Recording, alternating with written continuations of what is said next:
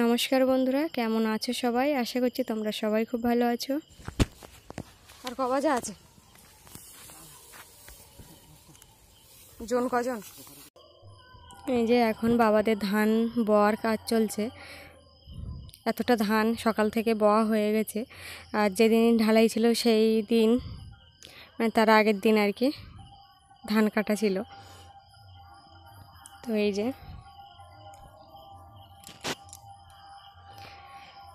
আর আমাকে জল নিয়ে আসতে বলেছিল, তাই জন্য এসছিলাম।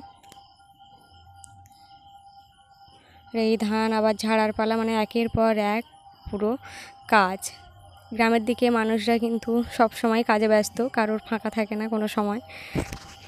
একটু যদি ফাঁকা থাকে তো সঙ্গে সঙ্গে আবার কাজ এসে হাজির। বাঁশবাগানে মাথার উপর চাঁদ উঠেছে, ওই মাগো আমার শোলক বলা কাজ লাগিয়েছে। তখন বাঁশবাগানে মাথার উপর চাঁদ না, এখন সূর্যি মামা আছে এই যে। আর সত্যি কথা, এত সুন্দর হাওয়া বলার মতো না, দারুণ হাওয়া। এতক্ষণ রান্না করছিলাম বাড়ি, মানে বসেছিলাম, এক ফোঁটাও হাওয়া কিন্তু গায়ে লাগেনি। কারণ মাঠের দিকে এসেছি, প্রচুর হাওয়া। তবে কালো হাওয়া ছিল। কালকে যখন ছাদে উঠেছিলাম, রডগুলো পায়ে লাগছে, তো এতটা গরম ছিল। আর মানে প্রচুর প্রচুর গরম। আমি বুঝতে পারিনি যে এরকম গরম লাগবে পায়ে, তাহলে জুতোটা পরেই উঠতাম। যাই হোক, বাবাদের ধান তোলা হচ্ছে। এই যে প্রায় সব ধান তোলা হয়ে গেছে, মানে মাঠ থেকে। এবার আজকেই মনে হয় ঝাড়াই শুরু করবে। এই যে তোমাদের একটা জিনিস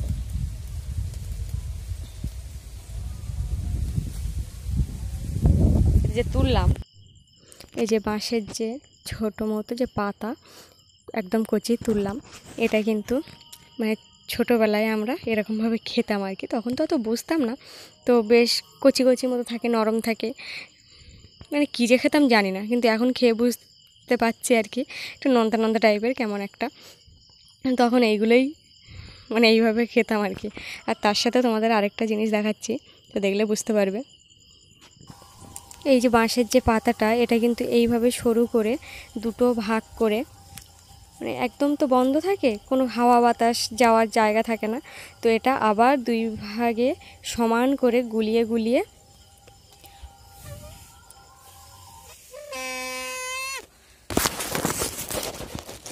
এই যে দুটো দুই দিক থেকে ছাড়িয়ে একটা মানে সমান একদম চোঙ মতো করে নিয়েছি, নিয়ে দম লেগে যাচ্ছে।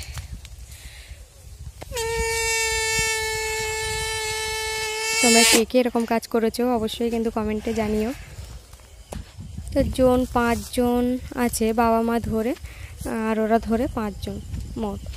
তো যে দেখো বোঝা নিয়ে আসছে।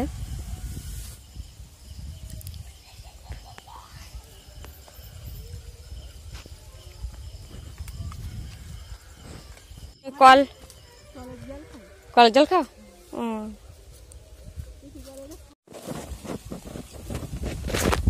বাবাদের জামরুল গাছে জামরুল দেখো।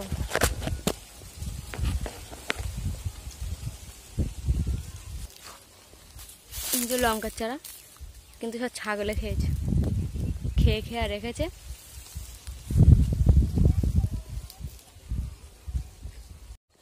তো আমি এবার বাড়ির দিকে যাচ্ছি। জল আনতে বলেছিল, জল খাবে, ওই জন্য বাড়ি যাওয়ার সময় পাচ্ছে না, তাই জল এনে দিয়েছিলাম। দিয়ে এবার চলে যাচ্ছি বাড়িতে। মোটামুটি কিছু কাজ আছে, সেগুলো এবার সারতে হবে। এই যে ড্রাগন ফল দুটো হয়েছে, একটা আর ওই যে একটা, এই যে একটা। আর উচ্ছে গাছগুলো তো উচ্ছে তো অকালে পেকে যাচ্ছে, উচ্ছে অকালে পাক ধরেছে। আর এই যে গাছটা দেখতে পাচ্ছ, এর যে ফল হয় কালো কালো মতো, ফুলগুলো কিন্তু বেশ সুন্দর দেখতে। ওই যে দেখো ফুলগুলো বেশ সুন্দর দেখতে। আর এই জলে দিলে না বেশ সুন্দর দুম দুম করে করে ফাটে, কালী পটকার মতো একদম। ভালো লাগে দেখতে এগুলো, আরও অনেক থাকলে আরও সুন্দর লাগে। আর এই যে এখন দেখো রান্নাবান্নায় চলে এসেছি। রান্নাবান্না বলতে সেরকম কিছু না, শুধু ঢ্যাঁড়স ভাজাটাই বাকি আছে। আর এখানে দেখো সবেদার পাতা, তাই দিয়েই জ্বালানি হচ্ছে, মানে গাছের নিচে যেগুলো হয় সব ঝাঁটিয়ে আর এই যে জ্বাল দেওয়া হচ্ছে। তারপরে চলে আসলাম রান্না বান্না করে এই যে মুরগির জন্য খাওয়ার ব্যবস্থা করতে। তো কেমনভাবে বোতলে মেশগুলো ঢুকাচ্ছি সেটাই শুধু একবার দেখো। এটা মেশ তো বড় হয়ে গেছে মুরগিগুলো, কিন্তু ওরা তো মেশ খেতেই বেশি পছন্দ করে। গুঁড়ো ভাত ফ্যান এগুলো দেওয়া হয়, কিন্তু মেশটাই ওদের বেশি পছন্দের, তাই মাঝে মধ্যে একটু পছন্দের খাবার দিতে হয়, না হলে ওদের খেয়ে পুষায় না। মানে যদি মেশ দেওয়া হয় তো সে গন্ধ পেলেই যেন ওদের মাথা খারাপ হয়ে যায়, আর এক জায়গায় ঠিক থাকে না। আর এই যেগুলো দেখছো এগুলো কিন্তু গম, এবার দেখছি গমও এনেছে, মানে কিনেই এনেছে। তো মুরগিকে খাইয়ে আর চর্বি করতে হবে।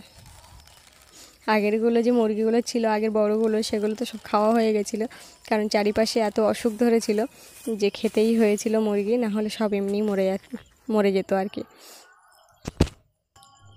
সমস্ত কাজ বাজ সেরে তারপরে দেখো বিশাল একটা কাজে চলে এসেছি, কারণ এখন আমি তৈরি করব ঘরে বসে কাজল। তো এটা সবার পক্ষে বেশ ভালো, কারণ বাচ্চাদেরও তো আমরা কাজল পরাই, তো সবার পক্ষে ভালো। তার সাথে নিয়েছি একটা আমন্ড, মানে আমার কাছে ছিল তো সেই। এবার এই আমন্ডটা মানে এইভাবেই দেবো আর কি, মানে আমি একটু গুঁড়ো করে নিয়েছি ভারী কিছু দিয়ে, গুঁড়ো বলতে যতটা পারা যায় আর কি। একটু আমন্ডটা কিন্তু আমি গুঁড়ো করে নিয়ে, আর দেখো তুলোর মধ্যে মাঝখানটায় দিয়ে সর্ষের তেল দিয়েছি প্রদীপে। তারপরে যে ঝিনুক দেখতে পাচ্ছ, এই ঝিনুকের মধ্যে কিন্তু আমি কিছুই লাগাইনি, এমনি এমনি দিয়েছি। আর তারপরে ঝিনুকে আঠাটা ছাড়িয়ে গিয়েছে, তো আমি ধরতে পারছিলাম না, সেই জন্য আর একটা টিফিন বক্সের যে ঢাকনা ছিল ওটাতে দিয়ে দিয়েছি। আর দেখো শুকনো শুকনো কিন্তু ভালোই উঠছে, যদি আমি এর আগে কিছু লাগিয়ে নিতাম তাহলে চ্যাটচিটে হয়ে যেত আর সেরকমভাবে উঠতো না।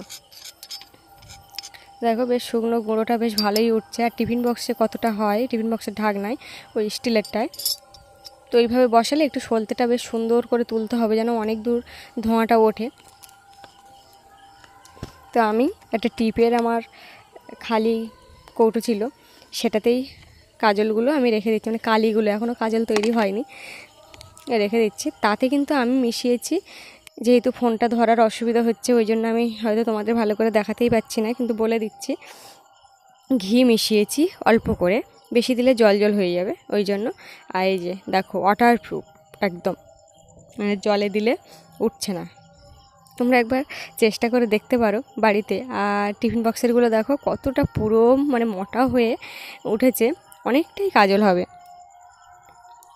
মানে আমার ধারণা এটা অনেকটাই হবে। কিন্তু যখন আমি ঘি দেব এটাতে, আগে ওটাই মিশিয়ে নেব ওই কাজলের সাথে, তারপরে আমি দেখব কতটা দিতে হয়। তো তার সাথে ভিটামিন ই ক্যাপসুল থাকলেও তোমরা 1 ফোঁটা দিতে পারো, পরিমাণ মতো আর কি, কারণ আমরা যে কাজল ব্যবহার করি কেমন আছে সেইটা দেখেই কিন্তু মানে টাইট কি পাতলা একটু দেখতে হবে, তৈরি করতে হবে। তো বন্ধুরা এই পদ্ধতিটা যদি ভালো লাগে অবশ্যই কিন্তু লাইক শেয়ার কমেন্ট সাবস্ক্রাইব করে দিও। আজ আসি, ভালো থেকো, সুস্থ থেকো, সাবধানে থেকো, টাটা।